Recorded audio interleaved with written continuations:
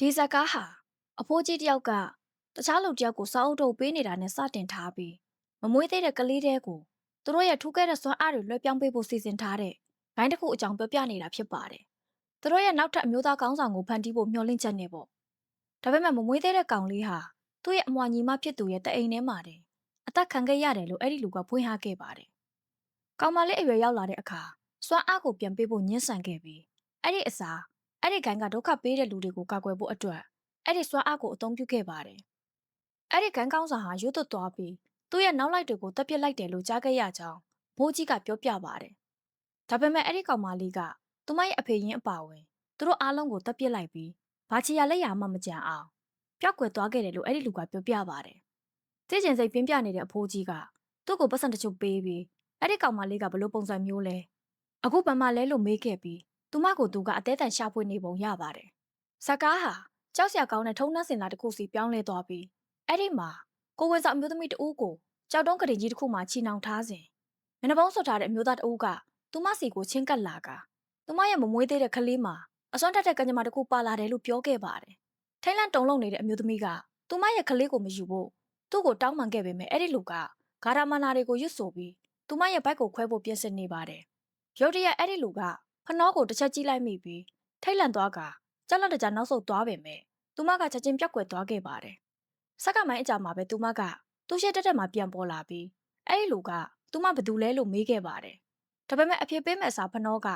သူမရဲ့ကိုယ်ပိုင်ဂါရမနာတွေကိုစပြီးရွတ်ဆိုခဲ့ပါတယ်။ချက်ချင်းဆိုသလိုပဲအဲ့ဒီလူရဲ့ခန္ဓာကိုယ်ထဲမှာတကူကူကလိမ်ဖယ်သွားသလိုခံစားလိုက်ရပြီးခဏအကြာမှာတော့သူ့ရဲ့ပါးစပ်ကနေကလေးတယောက်ရဲ့လက်တွေထွက်လာပြီးသူ့ရဲ့မေးရိုးကိုပြင်းပြင်းထန်ထန်ဆွဲဖြစ်ပစ်လိုက်တာကြောင့်နာကျင်စွာနဲ့လဲကျသွားခဲ့ပါတယ်။အဲ့နောက်ဖနှောကပိတ်မိနေတဲ့ဝိညာဉ်တွေကိုသူတို့ပိုင်ရဆိုင်ရာနယ်ပယ်စီပြန်လွတ်ပေးလိုက်ပြီးအဲ့ဒီလက်တွေကလည်းအဲ့ဒီလူရဲ့ခန္ဓာကိုယ်ထဲကိုပြန်ဝင်သွားပါတယ်။ပစ်နဲ့မာဆာရီတို့ကဖနှောကိုဖာလို့ခေါ်ပြီးလိုက်ရှာခဲ့ကြရမှာသူမရဲ့တတိယမျက်လုံးပွင့်သွားပြီဆိုတာသိလိုက်ရပါတယ်။မော်ဆာရီကထိတ်လန့်သွားပြီးထုံနှက်အစင်လာတစ်ခုအတွက်ချတောင်ဘိုးကနေမြေကြီးသွားယူခိုင်းဖို့ဖိကိုလွတ်လိုက်ပါတယ်။ဖနှောကိုစိတ်တည်ငြိမ်အောင်ကြိုးစားရင်းမော်ဆာရီကဂါရမနာတွေကိုကြက်လောင်စွာရွတ်ဆိုရင်းသူမရဲ့ခန္ဓာကိုယ်အနှံ့မြေကြီးတွေကိုဖြန့်ကင်ပေးပြီးဒီအခန်းကတော့ဒီမှာတင်ပြီးဆုံးသွားပါတယ်။လွန်ခဲ့တဲ့2ရက်ကဖာနဲ့ပစ်တို့ဟာကျညာချက်တင်ပုံးမှာရလက်တွေကိုစစ်ဆေးခဲ့ကြပြီးဖာကဆရာအတက်တင်ကောလိပ်ကိုတက်ခွင့်ရသွားပြီဆိုတာသိလိုက်ရပါတယ်။နောက်တစ်နေ့မှာပစ်ကသူမအတွက်လက်ဆောင်တစ်ခုယူလာပေးခဲ့ပြီးဖာကကြောင်းပြန်တက်ဖို့စဉ်းစားပူးပူးလားလို့သူ့ကိုမေးခဲ့ပါတယ်။ဒါပေမဲ့ပစ်ကတော့ဆိုင်ငယ်ပြင်ရတာကသူနဲ့အကန့်ညီဆုံးပဲလို့ပြန်ပြောခဲ့ပါတယ်။အဲဒီနောက်သူ့အတွက်ဘာအိမ်မက်တွေရှိလဲလို့သူမကမေးလိုက်ရာသူ့ရဲ့အိမ်မက်ကသူမရဲ့အပြုံးတွေကိုနေတိုင်းမြင်ရဖို့နဲ့သူမရဲ့ရီမောတန်တွေကိုခဏခဏကြားရဖို့ပဲလို့ပြောခဲ့ပါတယ်။သူမဘွဲရတာကိုကြည့်ကျင်တယ်။ကျောင်းသားတွေချစ်ခင်ရတဲ့ဆ iam မတယောက်ဖြစ်လာတာကိုမြင်ကျင်တယ်။ပြီးတော့သူမကိုတကယ်ဂရုစိုက်ပေးမဲ့လူတယောက်သူမပေးမှာအမြဲရှိနေတာကိုမြင်ကျင်တယ်လို့သူကပြောပါတယ်။သူ့ရဲ့စကားတွေကြောင့်စိတ်လှုပ်ရှားသွားတဲ့ဖနှောဟာရုတ်တရက်သူ့ကိုနမ်းလိုက်မိပြီးရှက်ခိုးရှက်ကန်းနဲ့အမြန်ထွက်ပြေးသွားခဲ့ပါတယ်။ဖနှောဟာသူမရဲ့ငယ်ဘွားကနာကျင်စရာကောင်းတဲ့အမှန်တရားတွေကိုရုတ်တရက်ပြန်သတိရလာပြီးတခြားကလေးတွေ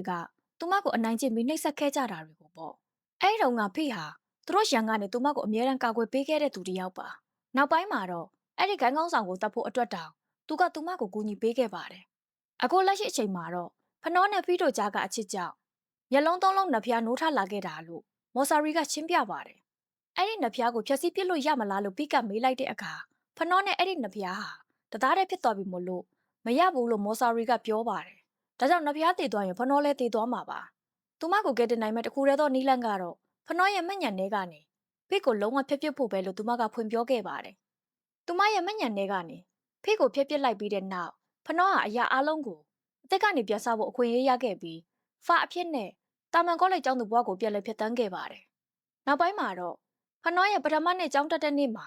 စီနီယာတချို့ကသူမကိုနောက်ပြောင်မှုအတွက်6လမှုစူးစမ်းခဲ့ကြပါတယ်။ဒါပေမဲ့ကံကောင်းထောက်မစွာနဲ့မင်းလို့ခေါ်တဲ့နောက်ထပ်ပထမနှစ်ကျောင်းသူတယောက်ကဒါကနောက်ပြောင်တာပဲလို့ပြောပြီးသူမကိုစိတ်အေးအောင်လုပ်ပေးခဲ့ပါတယ်။ဒါပေမဲ့အဲ့ဒီအချိန်မှတင်စီနီယာတွေထပ်ရောက်လာပြီးမင်းကိုစတင်အနိုင်ကျင့်ခဲ့တာကြောင့်ဖနှောရဲ့အတိတ်က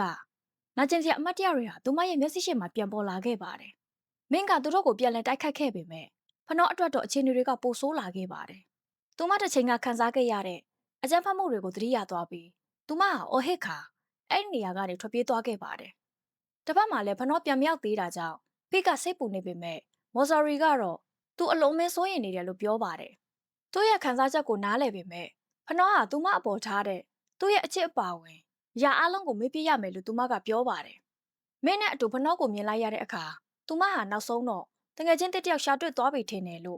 မော်ဆာရီကိုသူကပြောပါတယ်။ရုတ်တရက်မိုးတွေတဲထန်စွာရွာသွန်းလာတာကြောင့်ဖနောနဲ့မင်းတို့ဟာဖုန်းပြောတဲ့အကန့်လေးထဲမှာမိုးခိုခဲ့ရပါတယ်။ဖနောကပိပတ်ကိုတစ်ချက်ကြီးလိုက်ပေမဲ့သူကတော့မျက်နှာကိုအမြန်ပဲလွှဲလိုက်ပါတယ်။ဒါတောင်မှသူမဟာသူ့ပေါ်ထူးဆန်းပြီးရင်းနှီးတဲ့ဆက်နွယ်မှုတစ်ခုရှိနေတယ်လို့ခံစားနေရပါတယ်။ခဏကြာမှတော့မိုးတိတ်သွားပြီးကောင်မလေးနှစ်ယောက်ဟာအဲ့ဒီအကန့်ထဲကထွက်လာပြီးသူတို့ရဲ့ခီးကိုဆက်ခဲ့ကြပါတယ်။အဲ့ညမှာတော့စုံတော့ရှာထရီဟာကြောက်ကြီးရဲ့ကိုလျှို့ဝှက်စာတူးပေါ်ခဲ့ပါတယ်။သူဟာတွန်းဆုတ်မနေပဲပွပွနေတဲ့အလောင်းတဲကိုသူ့ရဲ့လက်ကိုထိုးထည့်လိုက်ပြီးခန္ဓာကိုယ်ထဲမှာဝတ်ထားတဲ့လျှို့ဝှက်စမ်းကြဲတဲ့အဆောင်တစ်ခုကိုဆွဲထုတ်လိုက်ပါတယ်။နောက်တစ်နေ့မှာတော့ဖနောဟာသူမရဲ့စာအုပ်ထဲမှာသူမနဲ့တာယူတို့အတူတူရိုက်ထားတဲ့ဓာတ်ပုံဟောင်းလေးတစ်ပုံကိုတွေ့ခဲ့ရပါတယ်။ဒါပေမဲ့သူမအဲ့ဒီအကြောင်းကိုသိမစင်းစားရသေးခင်မှာပဲစာသင်ခန်းထဲမှာရုပ်ရုပ်သဲသဲတွေဖြစ်လာပြီးကျောင်းသားတွေဟာထိတ်လန့်တုန်လှုပ်စွာနဲ့အပြင်ကိုပြေးထွက်သွားခဲ့ကြပါတယ်။မဲဟာဖနောကိုအမြန်ပဲအပြင်ကိုခေါ်ထုတ်သွားခဲ့ပြီးမကြခင်မှာပဲအကြောင်းရင်းကိုသိလိုက်ရပါတယ်။သေဆုံးနေတဲ့အလောင်းတွေရဲ့ဓာတ်ပုံပေါင်းများစွာကိုကြော်ညာချက်တင်ပုံးမှာကတ်ထားပြီးသွေးနဲ့ရေးထားတဲ့ကြောက်ရွံ့ကောင်းတဲ့စာသားတစ်ခုလည်းရှိနေပါတယ်။အဲ့ဒါကတော့မင်းတီမှာရှိနေတာငါသိတယ်မိစ္ဆာမဆိုတဲ့စာသားပါ။အဲ့မြင်ကွင်းဟာဖနောကိုချက်ချင်းပဲထိတ်လန့်သွားစေပြီးမင်းကဘာဖြစ်လို့လဲလို့မေးပေမဲ့ဖနောကတော့ဖြေဖို့တော့မစွမ်းနိုင်ပဲကြောက်လန့်တဲ့ကြောင်အဟိတ်နေုံသာတက်နိုင်ခဲ့ပါတယ်။ဆရာမဝေလိုင်ကမင်းကိုသူမကိုအပြင်ကိုခေါ်သွားဖို့ပြောလိုက်ပြီးကျန်တဲ့ကျောင်းသားတွေကိုတော့စိတ်အေးအေးထားပြီးအတန်းနဲ့ပြန်သွားဖို့အမိန့်ပေးလိုက်ပါတယ်။မင်းကဖနောကိုဘာဖြစ်တာလဲလို့မေးတဲ့အခါဖနောကအဲ့ဓာတ်ပုံတွေကလူတွေကိုသူမသိနေတယ်လို့ခံစားရတယ်လို့တိုးတိုးလေးပြောခဲ့ပါတယ်။အဲ့ဒီအချိန်မှာတင်စီနီယာအုပ်စုတစုကရေချိုးကန်းနဲ့ကိုဝင်လာပြီးသူမတကယ်ပဲကြောက်နေတာလားဒါမှမဟုတ်အာယုံဆိုင်ခံရအောင်ဟန်ဆောင်နေတာလားလို့မေးပြီးလောင်ပြောင်ခဲ့ကြပါတယ်။မင်းကဖနောကိုအဝေးကိုခေါ်သွားဖို့ကြိုးစားပေမဲ့စီနီယာတွေကသူတို့ရဲ့လမ်းကိုပိတ်ဆို့ထားပြီးသူတို့ကိုဖမ်းဆွဲထားခဲ့ပါတယ်။မနောင်လို့ခေါ်တဲ့သူတို့တွေကတယောက်ကအင်တာထိုင်ကုန်ပေါ်မှာစီးသွားလိုက်ပြီးအုပ်စုလိုက်ဖနောရဲ့မျက်နှာကိုအဲ့ဒီဘက်ကိုအတင်းတွန်းပို့ကာလှောင်ရင်ခဲ့ကြပါတယ်။ကံကောင်းထောက်မစွာနဲ့ပဲဝီလိုင်ကရုတ်တရက်ဝင်လာခဲ့ပြီးစီနီယာတွေကိုဆွဲထုတ်လိုက်ကာဖနောကိုထူပေးခဲ့ပါတယ်။သူမဟာဒေါသတကြီးနဲ့ဂျူနီယာတွေကိုဘာလို့ဒီလိုဆက်ဆက်နိုင်ရတာလဲလို့မေးခဲ့ပါတယ်။ဒါပေမဲ့စီနီယာတွေကတော့ဒါဟာသူမနဲ့မဆိုင်ဘူးလို့မောက်မာစွာပြန်ပြောခဲ့ပြီးသူတို့ဟာတင်ငန်းစာတကူပေးနေတာပဲလို့ပြောခဲ့ပါတယ်။ဝီလိုင်ကသူတို့ကိုထွက်သွားဖို့အမိန့်ပေးခဲ့ပြီးသူတို့နောက်ဆုံးတော့ထွက်သွားခဲ့ကြပေမဲ့သူမကိုလုံးဝမကြောက်ကြဘူးဆိုတာသိတာလာပါတယ်။နောက်ပိုင်းမှာမင်းကဖနောကိုဓာတ်ပုံတွေကလူတွေအကြောင်းမေးတဲ့အခါဖနောကသူတို့ကိုသူမတကယ်သိတာလားဒါမှမဟုတ်သူမရဲ့စိတ်ထဲမှာပဲဖြစ်နေတာလားဆိုတာမသေးကြဘူးလို့ပြောပါတယ်။မင်းကဘာကိုဆိုလိုတာလဲလို့မေးတဲ့အခါဖနောက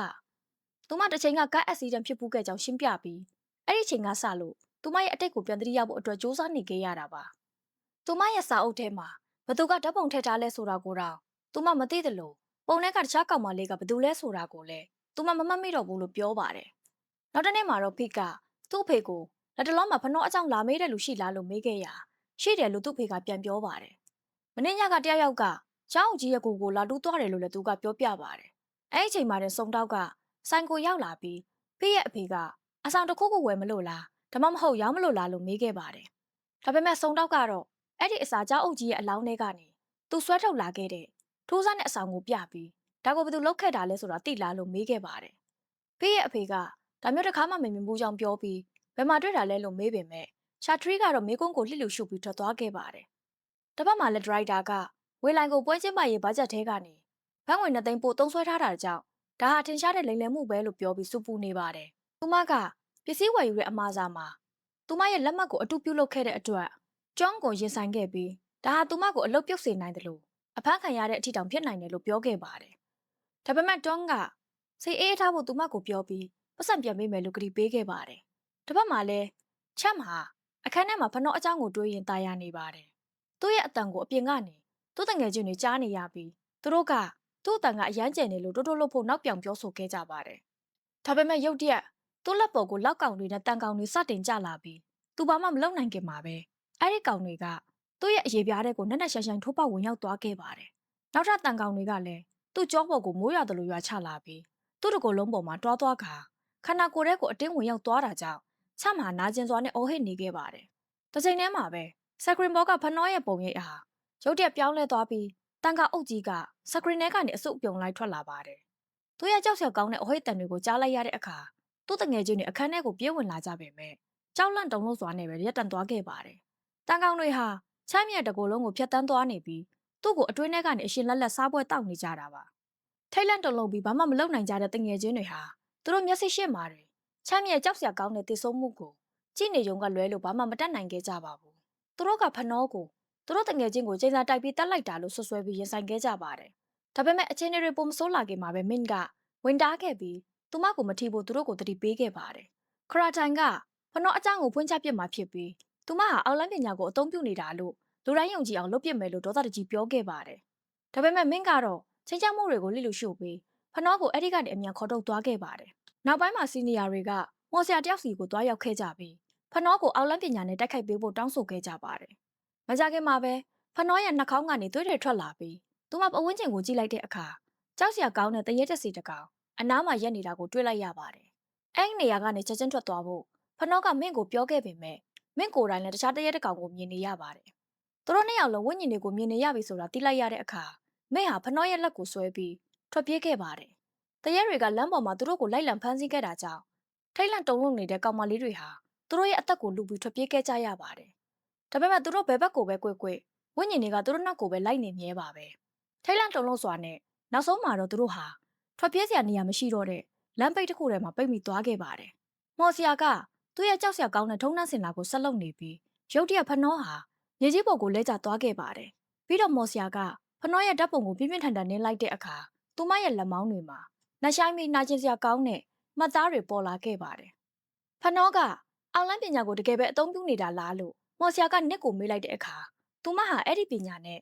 သူ့တငယ်ချင်းကိုတတ်လိုက်တာကိုသူကိုယ်တိုင်မြင်ခဲ့တာလို့နစ်ကပြောပါတယ်။အဲ့နောက်ခါတိုင်းကမင်းကိုလည်းပြစ်မှတ်ထားဖို့မော်ဆီယာကိုရက်ဆက်စွာတောင်းဆိုခဲ့ပါတယ်။ဖနောတယောက်သူမရဲ့တငယ်ချင်းတည်သွားတာကိုကြည့်နေနိုင်မလားလို့သူမသိချင်လို့ပါ။ထုံးနှန်းစင်လာကိုဆက်လုပ်နေစေမင်းဟာလည်းရုတ်တရက်ကျင်းစာတန်ကိုစတင်ခန်းစားလာရပါတယ်။မော်ဆီယာကသူမရဲ့တပ်ပုံကိုသူ့ခြေထောက်နဲ့နင်းချလိုက်တဲ့အခါမင်းဟာသူမကိုကယ်ဖို့ဖနောကိုအသေးအံတောင်းပန်ခဲ့ပါတယ်။မင်းရဲ့အရေးပြားအောက်မှာတံမိုးတွေကတက်ရှိတဝါတွေလိုတွားနေတာကိုဖနောဟာထိတ်လန့်စွာနဲ့ကြည့်နေခဲ့ပါတယ်။ဒါပေမဲ့အဲ့လိုထိတ်လန့်စရာကောင်းတဲ့အချိန်မှတည်းဖနောဟာအမှန်တရားကိုရုတ်တရက်သတိရသွားခဲ့ပါတယ်။သူမရဲ့ခန္ဓာကိုယ်တွေကမှောင်မိုက်တဲ့စွမ်းအားတွေဟာသူမသေးတဲ့နေ့ထိရှိနေမှာပါ။သူမမေ့လျော့နေတဲ့အတိတ်ကပုံရိပ်တွေဟာဒရဟောပြန်ပေါ်လာခဲ့ပြီးတဖြည်းဖြည်းနဲ့သူမအရာအလုံးကိုပြန်သတိရလာပါတယ်။မင်းကိုကယ်တင်မှုအတွက်ဖနောဟာသူမရဲ့အစွမ်းအားလုံးကိုစုစည်းပြီးအောက်လန်းပညာတွေကိုသူမကိုယ်ထဲဆုပ်ယူလိုက်ပါတယ်။တံမိုးတွေကသူမရဲ့ခန္ဓာကိုယ်ထဲကနေအတင်းထွက်လာတာကြောင့်သူမဟာမြေကြီးပေါ်ကိုပြင်းပြင်းထန်ထန်အန်ချလိုက်ပါတယ်။ဖနောကစီနီယာတွေဘက်ကိုလှည့်ကြည့်လိုက်တဲ့အခါသူတို့ဟာထိတ်လန့်သွားကြပြီးသူတို့ရဲ့ကင်မရာတွေကိုတောင်ထားခဲ့ကအသက်လူပြီးထွက်ပြေးခဲ့ကြပါတယ်။ဖနောကတံမိုးတွေကိုကောက်ယူပြီးမှောင်မိုက်တဲ့ဂါရမနာတွေကိုစတင်ရွတ်ဆိုကအဲ့ဒီတံမိုးတွေကိုမီးကြောက်မီးသွေးခဲတွေနဲ့ပစ်ထည့်လိုက်ပါတယ်။မော်ဆီယာကသူမရဲ့တပ်ပုံကိုနောက်တစ်ချိန်ထပ်နှင်းလိုက်တဲ့အခါသူ့ရဲ့ခြေထောက်ကသာရုတ်တရက်မီးလောင်သွားခဲ့ပါတယ်။ဒေါသထွက်နေတဲ့ဖနောဟာသူမရဲ့ကြောက်စရာကောင်းတဲ့စွမ်းအားတွေကိုထုတ်သုံးပြီးမော်ဆီယာကိုအခန်းတစ်ဖက်ကိုပြင်းပြင်းထန်ထန်လွတ်ပစ်လိုက်တာကြောင့်ကြည့်နေတဲ့သူတိုင်းကိုထိတ်လန့်သွားစေခဲ့ပါတယ်။မော်ဆီယာကသူတို့ဘသူနဲ့လာရှုပ်နေတာလဲလို့စီနီယာတွေကိုအသေးအံမေးခဲ့ပေမဲ့နောက်ဆုံးဒေါသပောက်ကွဲမှုနဲ့အတူဖနောဟာမော်ဆီယာကိုဆွဲခေါ်သွားပြီးရရဆက်ဆက်တပ်ပစ်လိုက်ပါတယ်။နောက်ပိုင်းမှာမနောင်ကဖနောနဲ့ဆမ်ရှုပ်တော့ဖို့အကြံပြုခဲ့ပေမဲ့အခုမှနောက်ဆုံးလိုက်ယုံနဲ့အသက်ရှင်မယ်လို့တကယ်ထင်နေတာလားလို့မက်ကမေးခဲ့ပါတယ်။နစ်ကမော်ဆီယာရဲ့နေရာကနေသူခိုးယူလာတဲ့ပစ္စည်းတချို့ကိုပြခဲ့ပြီးဖနောကိုဖျက်ဆီးဖို့အတွက်ဒါတွေကိုသူကိုယ်တိုင်အသုံးပြုမယ်လို့ပြောခဲ့ပါတယ်။မော်ဆီယာဘလောက်တောင်ကြောက်စရာကောင်းအောင်တည်သွားလဲဆိုတာမြင်ပြီးတာတောင်ဒီပစ္စည်းတွေ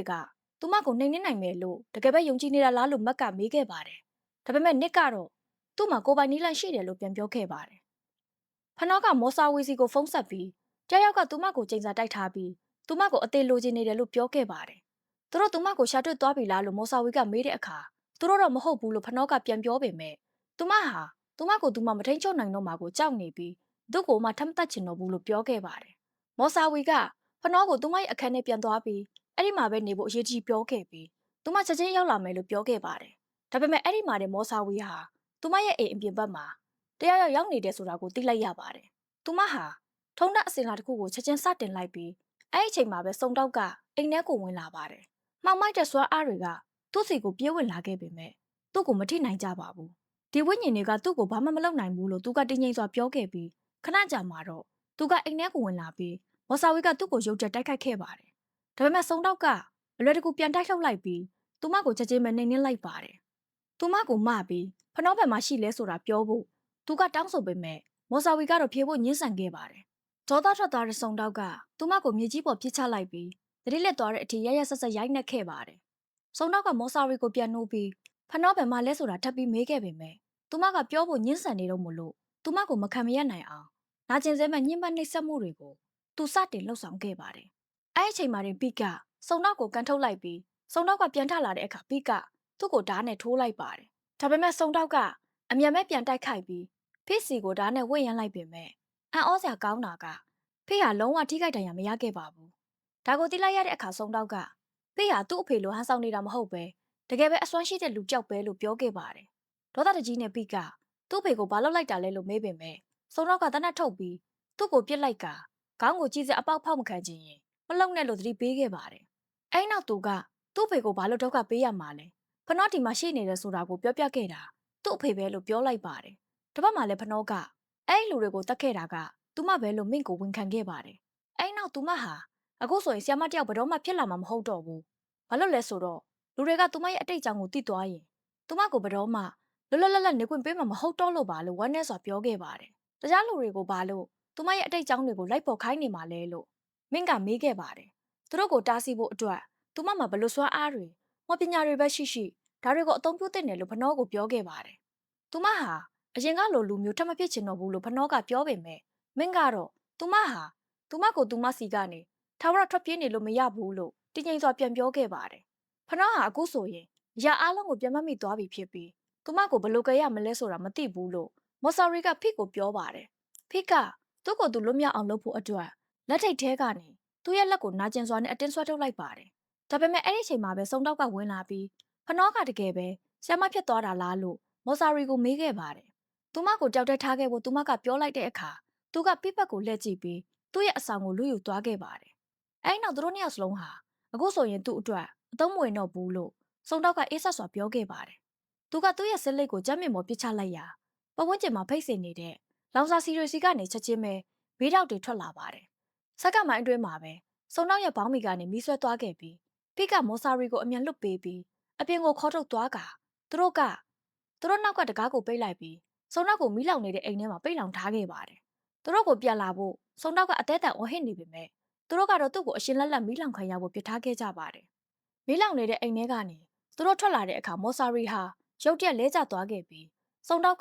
သူမကိုစေးတမျိုးတိုက်ခဲ့တယ်လို့ဖိကိုပြောပြခဲ့ပါတယ်။သူမအတွက်စိတ်မပူပဲဖနောကိုသွားရှာဖို့သူမကသူ့ကိုတိုက်တွန်းပေမဲ့ဖိကတော့သူမကိုထားမသွားပဲသူမကိုပါတပါးတည်းခေါ်သွားဖို့ကူညီပေးခဲ့ပါတယ်။တစ်ဖက်မှာလည်းမိတ်ဟာသူမရဲ့အိမ်မှာစီနီယာတွေစောင့်နေတာကိုမြင်လိုက်ရလို့ထိတ်လန့်သွားပါတယ်။အခုချက်ချင်းထွက်သွားကြဖို့ဒါမှမဟုတ်ရင်ရဲခေါ်လိုက်မယ်လို့သူမကသူတို့ကိုပြောခဲ့ပေမဲ့စီနီယာတွေ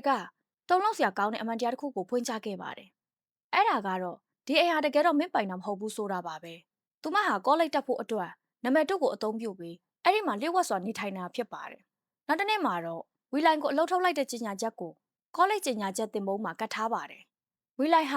ာတူဝမ်နဲ့ကိုဝင်ရှိနေခဲ့တာဖြစ်ပေမဲ့သူမကိုကူညီမဲ့အစားတူဝမ်ကကလေးကိုဖျက်ချပစ်ဖို့သူမကိုပြောခဲ့ပါတယ်။သူမကကလေးကိုဆက်ထားမယ်ဆိုရင်ခိုးယူထားတဲ့ပတ်စံတွေကိုဘယ်တော့မှပြန်ပေးမှာမဟုတ်ပဲထောင်ချခံဖို့သာပြင်ထားလိုက်လို့တောင်သူကသူမကိုချင်းချောက်ခဲ့ပါတယ်။လုံးဝစိတ်တကြပြီးညှော်လက်ချက်ကင်းမဲ့သွားတဲ့ဝီလိုင်ဟာကျောင်းအဆောက်အဦပေါ်ကနေခုန်ချပြီးကိုတက်တည်သွားခဲ့ပါတယ်။နောက်ပိုင်းမှာတော့မင်းဟာဖနောရဲ့ဓာတ်ပုံကိုအသုံးပြုပြီးအောက်လန်းပညာကိုလျှို့ဝှက်စာလှုပ်ဆောင်နေတာကိုတွေ့ရပါတယ်။ဖနောသူမရဲ့အခန်းထဲပြန်ရောက်လာတဲ့အခါတခုခုမှားယွင်းနေပြီဆိုတာချက်ချင်းသိလိုက်ရပြီးအဲ့ဒီအချိန်မှာနေတကားက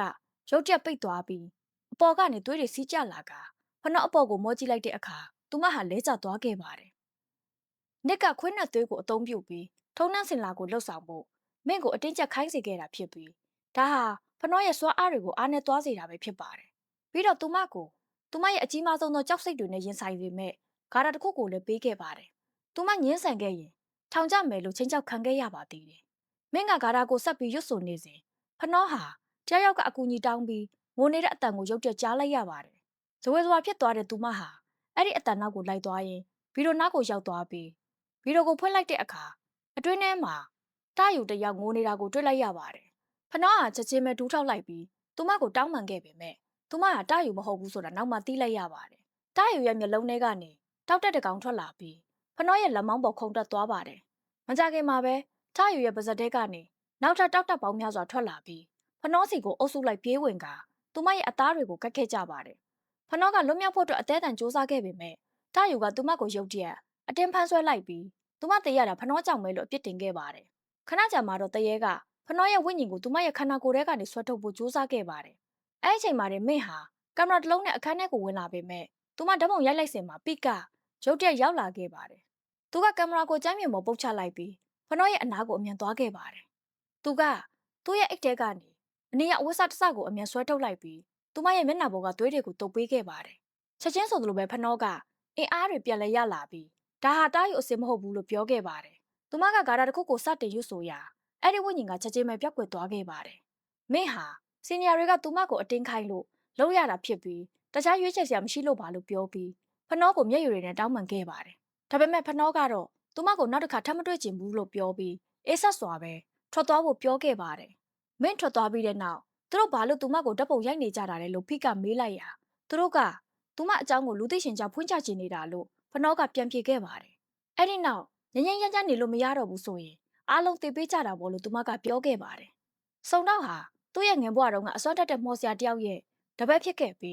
းအဲ့ဆရာစီကနေအောက်လန်းပညာတွေကိုသင်ယူခဲ့တာဖြစ်ပါတယ်။အဲ့မော်ဆရာကသူ့ရဲ့ခန္ဓာကိုယ်ပေါ်မှာအကာအကွယ်ပေးနိုင်တဲ့အင်ကွက်တစ်ခုကိုလည်းထိုးပေးခဲ့ပြီးအဲ့ဒါကြောင့်ပဲအဲ့ညကမီးလောင်တဲ့တဲမှာစောစောရမီးလောင်ခဲ့ပေမဲ့စုံတော့ဟာတနည်းနည်းနဲ့အသက်ရှင်ကျန်ရင်းခဲ့တာဖြစ်ပါတယ်။တပတ်မှလည်းဖနောကနေ့ရဲ့နေရာကိုရောက်လာပြီးနေ့ကဓာတ်ပုံရိုက်လိုက်စင်မှာပဲသူမရုတ်တရက်ပြောက်ကွယ်သွားခဲ့ပါတယ်။ဒါပေမဲ့သူမရဲ့အတန်ကတော့ဟိမ့်ထွက်လာပြီးသူတို့ကသူမအပေါ်မှာတကယ်ပဲအဲ့ဒီလောက်တောင်ဆွဲလန်းနေကြတာလားလို့မေးခဲ့ပါတယ်။ခဏကြာမှတော့ဖနောကပြန်ပေါ်လာခဲ့ပြီးလူတိုင်းကိုထိတ်လန့်တုန်လှုပ်စေကကြောက်လန့်တကြားထွက်ပြေးစေခဲ့ပါတယ်။သူမကသူတို့တကယ်ပဲအောက်လန်းပညာနဲ့ကစားကျင်နေဆိုရင်ဒါကိုတကယ်ဘယ်လိုလုပ်ရမလဲဆိုတာသူမပြပေးမယ်လို့ပြောခဲ့ပါတယ်။ဖနောဟာသူမရဲ့မှောင်မိုက်တဲ့စွမ်းအားတွေကိုအသုံးပြုပြီးမတ်နဲ့ကောင်မလေးတယောက်ကိုရရဆက်ဆက်ချီနှောင်လိုက်ကသူတို့ကိုထာဝရချစ်သွားကြဖို့အတွက်လှောင်ပြောင်ပြီးဆူတောင်းပေးခဲ့ပါတယ်။ဒါပေမဲ့သူမကသူတို့ရဲ့ဝိညာဉ်အယုတ်တွေကိုလိမ်ဖယ်ပစ်လိုက်တာကြောင့်သူတို့ရဲ့အယိုးတွေနဲ့အင်္ဂါအစိတ်ပိုင်းတွေဟာတကယ်ပဲကျိုးကျသွားခဲ့ပြီးအဲ့ဒီဆူတောင်းဟာချက်ချင်းပဲအိမ်မက်ဆိုးတစ်ခုဖြစ်လာခဲ့ပါတယ်။သူတို့ရဲ့အော်ဟစ်တန်တွေဟာအခန်းထဲမှာပြန့်လွင့်နေပြီးသူတို့ရဲ့တငယ်ချင်းတွေကတော့သူတို့မျက်စိရှိမှတယ်နှစ်ယောက်စလုံးရရဆက်ဆက်အသက်ခံလိုက်ရတာကိုဘာမှမတတ်နိုင်ပဲကြည့်နေခဲ့ရပါတယ်။ကျန်တဲ့လူတွေဟာအသက်လုပြီးထွက်ပြေးခဲ့ကြရပြီးမနှောင်းကတော့အိမ်သားထဲမှာပုန်းနေခဲ့ပါတယ်။ခဏကြာမှတော့ဖနောကသူ့ကိုရှာတွေ့သွားခဲ့ပြီးမနှောင်းဟာချက်ချင်းပဲငိုယိုပြီးသူမကိုခွင့်လွှတ်ဖို့တောင်းပန်ခဲ့ပါတယ်။ဒါပေမဲ့ဖနောကတော့လုံးဝတနာညာတာခြင်းမရှိပါဘူး။သူမကဂါရာတွေကိုရွတ်ဆိုရင်တကူကူကိုသူ့ပါဇက်ထဲကိုအတင်းထိုးထည့်လိုက်ပြီးသူ့ရဲ့မျက်နှာကိုအိမ်သားကွက်ထက်ကိုပြင်းပြင်းထန်ထန်နှက်လိုက်ပါတယ်။ထိတ်လန့်စရာကောင်းတဲ့ခဏတာကုံဆုံးသွားပြီးတဲ့နောက်ဖနောကသူ့ကိုအပြင်ကိုဖြည်းဖြည်းချင်းပြန်ဆွဲထုတ်လိုက်ရာသူ့ရဲ့ပါဇက်ထဲကနေတန်ကောင်ကြီးတွေထွက်လာတာကိုသူထိတ်လန့်စွာမြင်လိုက်ရပါတယ်။မနှောင်းတယောက်ကျမ်းမြေပေါ်မှာပြင်းပြင်းထန်ထန်လူးလိုက်နေပြီးသူမရဲ့ရှေ့မှာတွင်တဖြည်းဖြည်းချင်းနာကျင်စွာတည်ဆုံသွားရတာကိုဖနောကတိတ်တဆိတ်ကြည့်နေခဲ့ပါတယ်။သူလုံးဝငြိမ်သွားတဲ့အခါဖနောကသူ့ရဲ့ပတ်စံအိတ်ကိုကောက်ယူပြီးမနှောင်းနဲ့ဂျူအန်တို့ဟာလျှက်ဝက်စွာပတ်သက်နေကြတာကိုသိလိုက်ရပါတယ်။အဲဒီနောက်ဖနောဟာနစ်နဲ့ခရာတိုင်တို့ကိုစတင်ရှာဖွေခဲ့ပြီးသူတို့နှစ်ယောက်ကတော့အနားမှာနေအတံမထွက်အောင်အသေးအံပုံနေခဲ့ကြပါတယ်။ဒါပေမဲ့ခရာတိုင်ကထိတ်လန့်နေတာကြောင့်နစ်ကိုဖနောလို့ထင်ပြီးကြောက်လန့်တကြားနဲ့ဖန်ပလင်းနဲ့နစ်ရဲ့ခေါင်းကိုရိုက်လိုက်ပါတယ်။ရုတ်တရက်တိုက်ခိုက်ခံလိုက်ရတာကြောင့်နစ်ကထိတ်လန့်သွားပြီးခရာတိုင်ကိုထားပစ်ခဲ့ကအသက်လုပြီးထွက်ပြေးသွားခဲ့ပါတယ်။အဲဒီနောက်ဖနောဟာခရာတိုင်ကိုမြေကြီးပေါ်ပြင်းပြင်းထန်ထန်တွန်းလှဲလိုက်ပါတယ်။ဖနောကခရာတိုင်ရဲ့လက်နဲ့ခြေထောက်တွေကိုချီနှောင်လိုက်ပြီးသူမရဲ့နာမည်ကိုနှစ်ဖူးပေါ်မှာဓာတ်ရိုက်တစ်စိတ်ခတ်နှိပ်လိုက်ပါတယ်။မီးလောင်ကျွမ်းနေတဲ့အမတ်သားဟာသူမရဲ့အရေးပြားတဲ့ကိုတိုးဝင်သွားတာကြောင့်ခရာတိုင်ရဲ့အော်ဟစ်တန်တွေဟာတနယ်လုံးကိုပဲ့တင်ထွက်သွားပါတယ်။ဒါပေမဲ့ဖနောကတော့ရက်တက်မဲ့ပုံမပြပါဘူး။အဲဒီစာသူမကတတ်တူတွေကိုတင်းငိမ့်စွာအရေးကြိုးနေပြီးခရာတိုင်ကတော့သူမကိုတနာဖို့အသေးအံတောင်းပန်နေပါတယ်။အဲဒီနောက်ကြောက်စရာကောင်းတဲ့ရက်စက်မှုနဲ့အတူဖနောဟာအရေးပြောနေတဲ့တတ်တူရည်တွေကိုသူမရဲ့ပါဇက်ထဲကိုဖြည်းဖြည်းချင်းလောင်းထည့်လိုက်ပါတယ်။ပူပြင်းလာတဲ့တတ်တူရည်တွေကသူမကိုအတွင်းထဲကနေအပြင်ထိလောင်ကျွမ်းစေတာကြောင့်ခရာတိုင်ဟာမြေကြီးပေါ်မှာပြင်းပြင်းထန်ထန်လူးလိမ့်နေခဲ့ပါတယ်။အဲဒီအချိန်မှာတွင်ပိကရောက်လာခဲ့ပြီးသူမြင်လိုက်ရတဲ့မြင်ကွင်းကြောင့်ထိတ်လန့်သွားပါတယ်။သူနဲ့အတူထွက်သွားဖို့ဖနောကိုသူကပြောခဲ့ပေမဲ့သူမကတော့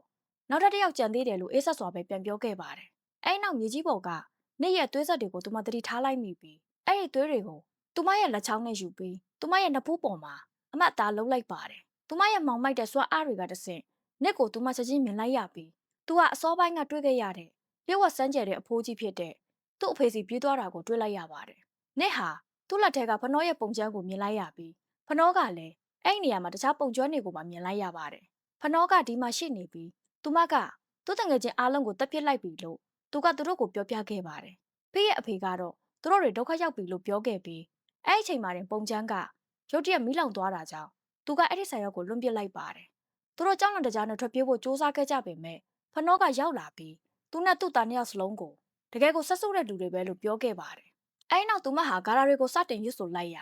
ရုတ်တရက်နစ်နဲ့သူ့အဖေတို့ဟာမီးလောင်ကျွမ်းသွားခဲ့ပါတယ်။တဖြည်းဖြည်းနဲ့မီးတောက်တွေက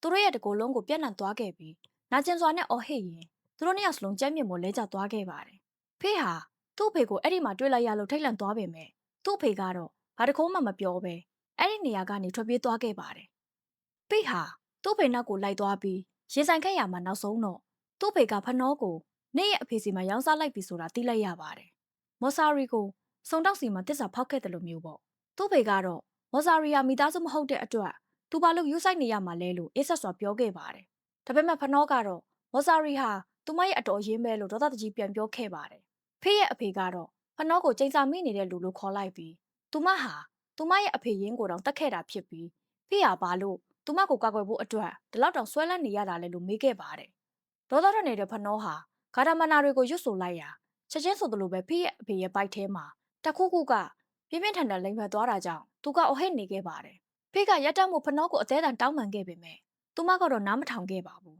။ခဏကြာမှတော့သူ့ဖေရဲ့ဘိုက်ဟာရုတ်တရက်ပေါက်ထွက်သွားခဲ့ပါတယ်။ဖနောအစာဦးထဲကထွက်လာစင်မှာပဲစုံတော့ကလည်းအဲ့ဒီနေရာကိုရောက်လာခဲ့ပါတယ်။ဒါပေမဲ့သူတို့နှစ်ယောက်စလုံးဘာမှမလုပ်ရသေးခင်မှာပဲမင်းကကားတစ်စိမ့်နဲ့ရုတ်တရက်ရောက်လာပြီးဖနောကိုကားပေါ်တက်ဖို့အရေးတကြီးအော်ခေါ်ခဲ့ပါတယ်။စက်ကမိုင်းအောင်မဖြုတ်တီးပဲဖနောဟာ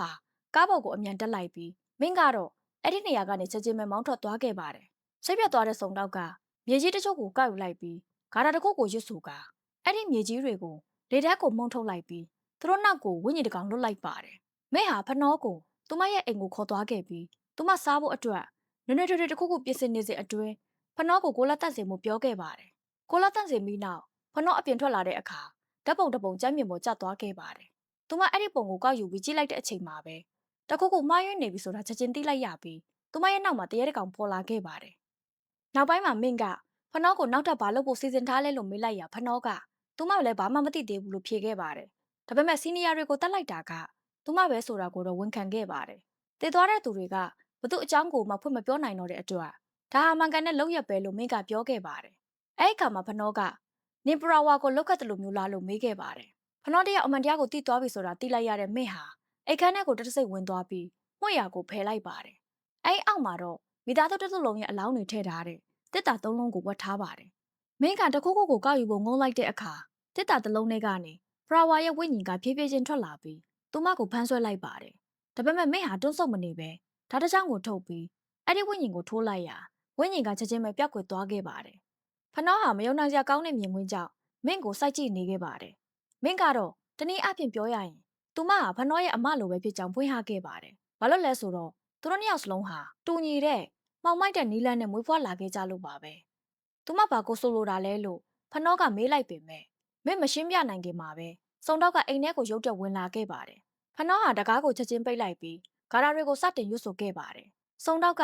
အိမ်ထဲကိုအတင်းဝင်ဖို့စူးစမ်းနေစဉ်မှာမက်ကရဲ့ဝိညာဉ်ပေါ်လာပြီးသူ့ကိုအနောက်ကိုပြင်းပြင်းထန်ထန်လွတ်ပစ်လိုက်ကပျောက်ကွယ်သွားခဲ့ပါတယ်။စုံတော့ကပတ်ဝန်းကျင်ကိုကြည့်လိုက်တဲ့အခါမနောင်ရဲ့ဝိညာဉ်ကရုတ်တရက်သူ့ကိုတိုက်ခတ်ခဲ့ပြီးလေပင်ညစ်ဖို့စူးစမ်းခဲ့ပါတယ်။ဒါပေမဲ့စုံတော့ကအဲ့ဒီဝိညာဉ်ကိုဓာတ်နဲ့အမြန်ထိုးလိုက်ရာပျောက်ကွယ်သွားခဲ့ပါတယ်။မကြခင်မှာပဲမက်ကရဲ့ဝိညာဉ်ဟာတခြားကောင်မလေးတယောက်ရဲ့ဝိညာဉ်နဲ့အတူပြန်ပေါ်လာခဲ့ပါတယ်။ဒါပေမဲ့စုံတော့ကသူတို့ကိုလည်းမောင်းထုတ်နိုင်ခဲ့ပါတယ်။သူအနားကိုနောက်တစ်ချိန်ချင်းကပ်လိုက်တဲ့အချိန်မှာနိကရဲ့ဝိညာဉ်ကရုတ်တရက်သူ့ကိုဖမ်းဆွဲလိုက်ပြီးသူ့ရဲ့လေပင်ကိုကိုက်လိုက်ပါတယ်။လွန်မြောက်ဖို့အတွက်စူးစမ်းရင်စုံတော့ကသူ့ရဲ့ဓမြောင်တွေကိုရေအိုးထဲနှစ်လိုက်ပြီးအဲ့ဒီရေတွေကိုနိကရဲ့ဝိညာဉ်ပေါ်ပတ်လိုက်ပါတယ်။အဲ့ဒီနောက်ခရတာရဲ့ဝိညာဉ်ကထပ်ပြီးတိုက်ခိုက်လာတဲ့အတွက်အဲ့ဒီရေတွေကိုသူမအပေါ်ကိုပါပတ်လိုက်ရာသူမရဲ့ဝိညာဉ်လည်းလောင်ကျွမ်းသွားခဲ့ပါတယ်။အဲ့ဒီနောက်ဖနောကစုံတော့ကိုရင်ဆိုင်မှုအပြင်ကိုထွက်လာခဲ့ပြီးသူတို့နှစ်ယောက်ကြားမှာပြင်းထန်တဲ့တိုက်ပွဲတစ်ခုချက်ချင်းဖြစ်ပွားခဲ့ပါတယ်။ဒါပေမဲ့နောက်ဆုံးမှာတော့စုံတော့ကသူမကိုနှိမ်နှင်းလိုက်ပြီးမြေကြီးပေါ်တွန်းလှဲလိုက်ပါတယ်။စုံတော့ကသူ့ရဲ့တနက်ကိုမြောက်လိုက်ရာဖနောကအဲ့ဒီမှာမရှိတော့ဘူးဆိုတာရုတ်တရက်သိလိုက်ရပါတယ်။သူအပြင်ကိုအမြန်ထွက်လာတဲ့အခါ နောအောက်ထပ်ကိုပြေးဆင်းသွားတာကိုမြင်လိုက်ရပါတယ်။ဒါပေမဲ့ဒါဟာတကယ်တော့သူမရဲ့အောက်လန်းပညာနဲ့ဖန်တီးထားတဲ့ပုံရိပ်ရောင်တစ်ခုသာဖြစ်ပါတယ်။ဆုံနောက်ကသူမကိုတွေ့သွားပြီးတနက်နဲ့ပြစ်လိုက်ပါတယ်။ဒါပေမဲ့သူမကပြောက်ကွယ်သွားပြီးစက္ကန့်ပိုင်းအကြာမှာတော့ဖနောကသူ့ကိုအနောက်ကနေရုတ်တရက်တိုက်ခိုက်လိုက်ပြီးကြက်မြင့်ပေါ်မှာဖိထားခဲ့ပါတယ်။ဒါပေမဲ့ဆုံတောက်ကသူမရဲ့ခြေထောက်ကိုအမြန်ထိုးလိုက်တာကြောင့်သူမနောက်ဆုတ်သွားခဲ့ရပါတယ်။အဲဒီနောက်သူကသူမအပေါ်ကိုတက်လိုက်ပြီးသူ့ရဲ့တမြောင်ကိုသူမရဲ့လက်ကဝတ်မှာဖိထားလိုက်ရာသူမရဲ့စွမ်းအားတွေအားနည်းသွားခဲ့ပါတယ်။အောက်လန်းပညာကိုအသုံးပြုတဲ့သူတိုင်းဟာတည်တည်နေလို့သူကအေးဆက်စွာပြောခဲ့ပြီးသူမရဲ့စွမ်းအားတွေကိုသူ့အတွက်တောင်းဆိုခဲ့ပါတယ်။သူမဟာအဲ့ဒီစွမ်းအားကိုလူတွေကိုပိုတက်ဖို့အတွက်ပဲအသုံးပြုမှာလို့သူကပြောခဲ့ပါတယ်။ဖနောရဲ့တတိယမြောက်မျက်လုံးဟာဖြည်းဖြည်းချင်းပွင့်လာပေမဲ့အဲ့ဒီအချိန်မှာနဲ့စုံနောက်ပေါ်ကိုတန်ကောင်တွေကျလာတာကြောင့်သူ့ရဲ့အာယုံစိုက်မှုကခဏတာတွတ်သွားခဲ့ပါတယ်။သူကသူ့ရဲ့တမြောင်ကိုပြန်ယူဖို့စ조사စင်မှာပဲမင်းကရုတ်တရက်သူ့ရဲ့လက်ကိုထိုးလိုက်ပါတယ်။စုံနောက်ကဒေါသတကြီးနဲ့မင်းရဲ့သပင်ကိုဆွဲလိုက်ရာဒါတကယ်တော့သပင်တို့တစ်ခုသာဖြစ်ကြောင်းသိလိုက်ရပါတယ်။အဲ့ဒီနောက်ကြောက်စရာကောင်းတဲ့အမတ်တရားတစ်ခုပေါ်လာခဲ့ပါတယ်။အဲ့ဒါကတော့မင်းရဲ့ခေါင်းဟာပုတ်ပွနေပြီးတန်ကောင်တွေသွားနေတာပဲဖြစ်ပါတယ်။ဒေါသထွက်နေတဲ့စုံတောက်ကသူမစီကိုပြေးဝင်သွားပေမဲ့မင်းကဂါတာတစ်ခုကိုရွတ်ဆိုလိုက်ပြီးသူ့ကိုဒူးထောက်သွားအောင်လုပ်လိုက်ပါတယ်။ခဏကြာမှတော့စုံတောက်က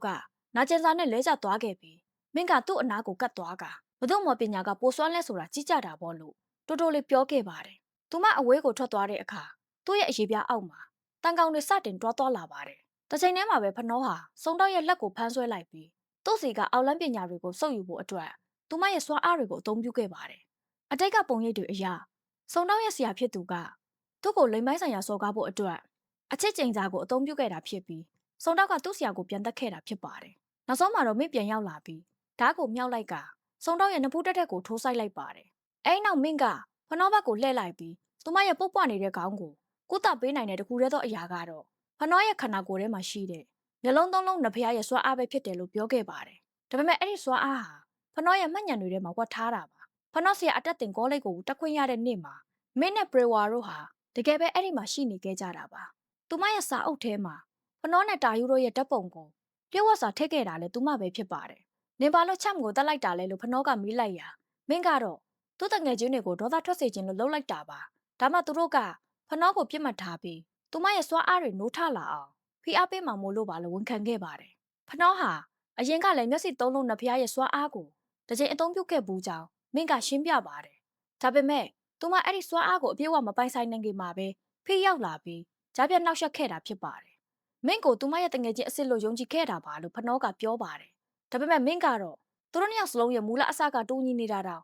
ဖနောရဲ့တငယ်ချင်းအပေါ်ဆွဲလန်းတဲ့စိတ်ကအမှန်တရားကိုမမြင်အောင်ဖုံးကွယ်ထားတာပဲလို့အေးဆော့စွာပြန်ပြောခဲ့ပါတယ်။အဲဒီနောက်သူတို့နှစ်ယောက်စလုံးမှာအဖေတယောက်တည်းရှိပြီးသွေးချင်းလက်တော်ဆက်နေကြောင်းသူမကဖွင့်ဟခဲ့ပါတယ်။အဲ့ဒါဆိုဘာလို့သူမတယောက်တည်းပဲဒီလိုပုတ်ပွားနေတဲ့ခန္ဓာကိုယ်နဲ့နေဖို့ကျင်းစာတိုက်ခံခဲ့ရတာလဲ။အတိတ်ကပုံရိပ်တွေအရကျောင်းအကြီးကသူ့ရဲ့ကလေးဟာမင်းကလေးဖြစ်နေမှန်းသိလိုက်ရတဲ့အခါသူမအရွယ်မရောက်မချင်းစောင့်ကြည့်ဖို့ဆုံးဖြတ်ခဲ့ပါတယ်။အဲဒီနောက်သူ့ရဲ့စွမ်းအားတွေကိုစက္ကန့်နိုင်မဲ့တားတယောက်မွေးတဲ့အထိသူမကိုထက်ကတလဲလဲကိုဝင်ရအောင်လုပ်ဖို့သူကစီစဉ်ထားခဲ့တာဖြစ်ပါတယ်။နောက်ဆုံးမှာတော့သူတို့ရဲ့အမေကမင့်ကိုခေါ်ပြီးထွက်ပြေးဖို့စ조사ခဲ့ပေမဲ့အဲ့ဒီဂန်းကောင်းဆောင်ကသူမနောက်ကိုလိုက်လာပြီးတမင်တက်တက်ကားနဲ့တိုက်လိုက်ပါတယ်။အမေဖြစ်သူကကြကြဲမဲ့တည်ဆုံသွားခဲ့ပေမဲ့မင့်ကတော့တနည်းနည်းနဲ့အသက်ရှင်ကျန်ရစ်ခဲ့တာဖြစ်ပါတယ်။အဲ့ဒီဂိုင်းရဲ့ထုံနှံစင်လာကျင်းပတဲ့နေ့မှာပဲသူမရဲ့ခန္ဓာကိုယ်ထဲမှာဝှက်ထားတဲ့အောက်လန်းပညာတွေဟာနောက်ဆုံးမှနိုးထလာခဲ့ပါတယ်။မင့်ဟာအဲ့ဒီစွမ်းအားတွေကိုသူမကိုယ်တိုင်ပြရဖို့အတွက်ဂါရာတွေကိုစတင်ရွတ်ဆိုလိုက်ရာခဏအကြာမှာတော့ဖနောရဲ့တတိယမြောက်မျက်လုံးဟာဖြည်းဖြည်းချင်းပွင့်လာခဲ့ပါတယ်။ရုတ်တရက်ဖနောဟာတရားကဘာတစ်ခုမှနိုးထလာခဲ့ပြီးအဲ့မှာသူမကိုစောင့်နေတဲ့သူမရဲ့အမေကိုတွေ့လိုက်ရပါတယ်။သူမရဲ့အမေကဒီစွမ်းအားဟာသူမပိုင်တာဖြစ်ပြီးဒါကိုစက္ကန့်မိုးကသူမရဲ့ကညမာပဲလို့ပြောခဲ့ပါတယ်။ဒီစွမ်းအားကိုလူရုံမှတယောက်ကရသွားရင်အရာအလုံးကမောက်မိုက်သွားမှာဖြစ်လို့စိတ်ထဲမကောင်းတဲ့သူတွေကိုဘရောမှပေးမယူဖို့သူမကဖနောကိုတတိပေးခဲ့ပါတယ်။အဲဒီနောက်သူမရဲ့အမေကသူမကိုပြန်သွားဖို့ပြောလိုက်ပြီးမင်းကဖနောကိုတတ်ဖို့စ조사လိုက်တဲ့အချိန်မှာတယ်ဖနောကရုတ်တရက်နိုးလာပြီးသူမကိုတားဆီးလိုက်ပါတယ်။ဖနောဟာသူမရဲ့ခန္ဓာကိုယ်ကိုမျက်လုံးသုံးလုံးနှစ်ဖျားစီဆက်တတ်လိုက်ကြောင်းကြီးညာပြီးအစွမ်းတက်တဲ့ဂါရမန္နာတွေကိုစတင်ရွတ်ဆိုခဲ့ပါတယ်။သူမဆက်လုပ်နေစဉ်မင်းဟာမြေကြီးပေါ်ကိုလဲကျသွားခဲ့ပြီးသူတို့ဟာညီမတွေဖြစ်ကြတာကိုသတိရပေးဖို့ဖနောကိုအသေးအံငိုယိုပြီးတောင်းပန်ခဲ့ပါတယ်။ဒါပေမဲ့ဖနောကတော့ဒီစွမ်းအားကိုနေလိုလူရုံမှမျိုးကရပ်သွားမယ့်အစားသူမကိုယ်တိုင်မိစ္ဆာမပဲအဖြစ်ခံလိုက်မယ်လို့ပြောခဲ့ပါတယ်။ဖနောကသူမကိုအပြစ်ပေးဖို့အတွက် စွမ်းအားတွေကိုထုတ်သုံးလိုက်တာကြောင့်မင်းဟာနာကျင်စွာနဲ့အော်ဟစ်နေခဲ့ရပြီးကြာရှည်စွာနာကျင်စွာရုန်းကန်ပြီးတဲ့နောက်မှာတစ်ဆုံးသွားခဲ့ပါတယ်။ဖနောအပြင်ကိုထွက်လိုက်တဲ့အခါပိကရုတ်တရက်သူမရဲ့ကြောကိုတစ်မြောင်နဲ့ထောက်လိုက်ပါတယ်။ဖနောသာမျက်လုံးသုံးလုံးနှစ်ဖျားရဲ့စွမ်းအားကိုမထိန်ချုပ်နိုင်တော့ရင်သူမကိုတပ်ပြစ်ရမယ်လို့မော်ဆာရီကသတိပေးခဲ့တာကိုပြသခဲ့ပါတယ်။သူမတေသွားရင်အရာအလုံးပြီးသွားမှာဆိုရင်အဲ့ဒီတိုင်းပဲလှုပ်လိုက်ပါလို့ဖနောကပိကိုတင်းငင်စွာပြောခဲ့ပါတယ်။ပိကသူမကိုထိုးဖို့ကြိုးစားပေမဲ့သူ့လက်တွေကတုံရင်နေခဲ့ပြီးနောက်ဆုံးမှာတော့သူတာကိုမလုပ်နိုင်ဘူးလို့ဝန်ခံခဲ့ပါတယ်။ဘာတကုန်းမှထပ်မပြောတော့ပဲဖနောဟာတိတ်တဆိတ်ထွက်သွားခဲ့ပြီးဖိကိုတယောက်တည်းထားရစ်ခဲ့ကဒီကန်းဟာဒီမှာတင်ပြီးဆုံးသွားခဲ့ပါတယ်။နောက်ပိုင်းမှာတော့မော်ဆာရီဟာတဖြည်းဖြည်းချင်းနိုးလာခဲ့ပြီးသူမရဲ့ဝေဝါးနေတဲ့အမြင်တွေကနေတဆင့်အနားမှာထိုင်နေတဲ့ဖနောကိုမြင်လိုက်ရပါတယ်။ခဏကြာမှတော့သူမရဲ့ဒဏ်ရာတွေနဲ့အညိုမဲ့ဆွဲနေတာတွေကဘလို့အလျောက်ပြန်ကောင်းလာခဲ့ပါတယ်။ဒါပေမဲ့မော်ဆာရီကောင်းကောင်းမွန်မွန်ထားထိုင်လိုက်တဲ့အခါဖနောကိုဘယ်မှရှာမတွေ့တော့ပါဘူး။တစ်ဖက်မှာလည်းပိဟာအရာအလုံးကိုထားပစ်ခဲ့ပြီးရဟန်းဝတ်ဖို့ဆုံးဖြတ်လိုက်ပါတယ်။ဖနောကအဝေးကနေသူ့ကိုတိတ်တဆိတ်ကြည့်နေတာကိုသူသတိထားလိုက်မိပါတယ်။ဒါပေမဲ့သူမကဘာတကုန်းမှမပြောဘဲလက်ထွက်သွားခဲ့ပါတယ်။မကြခင်မှာပဲဖနောဟာရွာကနေထွက်သွားဖို့ကားပေါ်တက်လိုက်တဲ့အခါသူမအမေရဲ့ဝိညာဉ်ကငါတို့ကတသားတည်းပဲပြီးတော့ငါတို့အမြဲတမ်းအတူတူရှိနေမှာပါလို့သူမကိုညှဉ်းသွားစွာပြောခဲ့ပါတယ်။ကျူဝမ်ဟာဝေလိုက်နဲ့မနောင်နှစ်ယောက်လုံးအပေါ်မှာအချစ်ချိန်စာကိုအသုံးပြုခဲ့တာဖြစ်ကြောင်းပြသခဲ့ပါတယ်။အဲ့ဒီအချိန်မှာတင်သူကသူ့ရဲ့စပွဲပေါ်ကမိုးတစ်တာကိုမြင်သွားပြီးဘာမှမသိင်္ကာပဲနဲ့တခုကိုကောက်စားလိုက်ပါတယ်။ဖနောဟာအဲ့ဒီမုတ်ထဲမှာဝေလိုက်ရဲ့အယိုးပြတွေကိုလျှို့ဝှက်စွာရောနှောထားပြီးအောက်လန်းပညာနဲ့ချိန်စာတိုက်ထားတာဖြစ်ပါတယ်။ထိတ်လန့်သွားတဲ့ကျူဝမ်ဟာသူချိန်စာတိုက်ခံလိုက်ရပြီဆိုတာသိလိုက်ရပြီးအဲ့ဒီအချိန်မှာတင်ဝေလိုက်ရဲ့ဝိညာဉ်ကသူ့နောက်မှာပေါ်လာခဲ့ပါတယ်။သူမကသူ့စီကိုဖြည်းဖြည်းချင်းချင်းကပ်လာပြီးကျူဝမ်ထပ်မပြေးနိုင်ခင်မှာပဲဝိညာဉ်ကသူ့ကိုရရဆက်ဆက်တက်ပစ်လိုက်ပါတယ်။ဒီလိုနဲ့ပဲစကားလေးကပြီးဆုံးသွားပါတယ်ရှင်။